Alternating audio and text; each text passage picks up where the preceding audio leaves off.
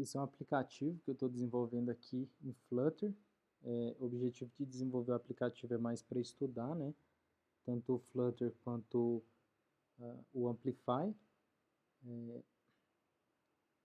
Inicialmente, o Amplify já te dá uma documentação. Tem alguns recursos bacanas que você consegue fazer, e um deles é implementar já a interface aqui de cadastro de usuário e fazer o login. Então, para fazer isso, nós temos aqui dentro do nosso arquivo main.dart, deixa eu localizar ele aqui.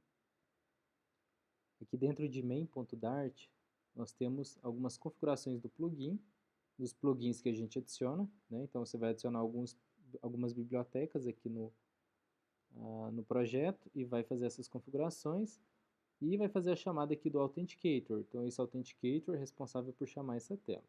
Então, aqui eu já tenho um usuário cadastrado. Uma vez que eu faço esse login, ele já autentica lá dentro do Amazon AWS Amplify.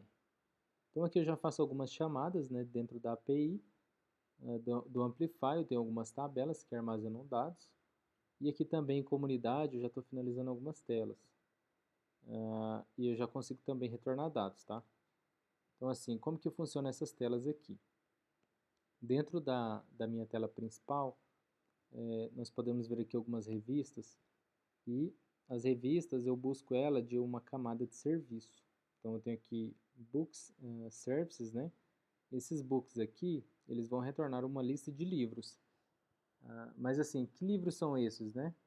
Eu preciso inicialmente, antes de qualquer projeto, fazer a configuração da plataforma aqui do Amplify, da biblioteca, do framework.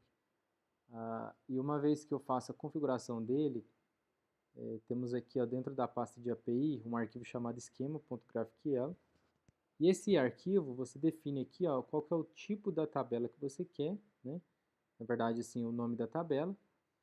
Você aplica ela aqui algumas regras de autenticação. E também você pode trabalhar com modelos de dados específicos. Então, por exemplo, em vez de você trabalhar sempre com strings, você pode definir que você está trabalhando em um modelo específico que você desenhou. Então, um string, você pode trabalhar com float, com data e outros tipos de dados. Mas, assim, um dos pontos mais importantes, no meu ponto de vista, que me chama a atenção no Amplify, é justamente o fato do permissionamento ser de uma forma mais customizável, né, comparado assim, a outras soluções de back-end. Então, por exemplo, aqui eu falo que eu posso permitir ao dono todas as autenticações possíveis. Então, que seja criar, ler, as operações, na verdade, criar, ler, editar e excluir. Eu posso falar o seguinte, permita que todos os usuários, né, do grupo administrator façam as operações de CRUD, né, de leitura, escrita, atualização e deleção também. Mas, se eu colocar private, quer dizer que qualquer usuário autenticado vai ter permissão de leitura. Então, por exemplo, se eu quiser tirar a leitura dos usuários autenticados, basta eu remover essa linha. Então, eu achei muito bacana essa questão aqui da permissão. Ela fica assim de uma forma bem simples de desenhar e claro, tá? Aqui, por exemplo, eu tenho aqui em post, post comment. Então, eu fiz aqui um relacionamento do tipo um para muitos, né? Então, um post aqui tem muitos comentários. E o invertido também. Eu falo aqui que dentro de post comment, um post pertence a um objeto do tipo post.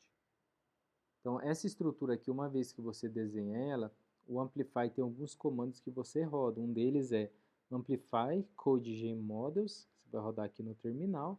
E quando você fizer isso, ele já vai criar automaticamente os modelos. Então, a partir desses modelos criados, você pode dar andamento no desenvolvimento do seu aplicativo. Agora, uma visão geral aqui da plataforma, se a gente for olhar dentro do navegador, aqui eu já tenho aqui o meu projeto, então todas as informações são armazenadas aqui, e aqui eu tenho algumas configurações que você pode fazer, que é gerenciamento de usuário, gerenciamento de arquivos, né? Aqui tem o storage, que faz o armazenamento de arquivo, authentication, que é a forma que você quer autenticar, então você pode configurar, por exemplo, autenticação por e-mail, autenticação por número de telefone, tem alguns outros meios de autenticação e também autenticações por rede social. Aqui dentro do User Management, na segunda opção, você vai visualizar todos os usuários cadastrados e cadastrar também grupos.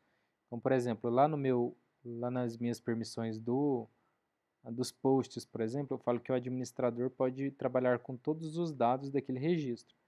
Se eu observar aqui o data, ele mostra para mim o modelo, né, do banco de dados, o banco de dados de uma forma mais modelada. Ele está desabilitado porque eu estou utilizando outro recurso, eu estou utilizando o GraphQL API. Mas se você utilizar o Data Store, que é uma outra forma de armazenamento de dados, ele vai exibir e vai facilitar a criação dos modelos.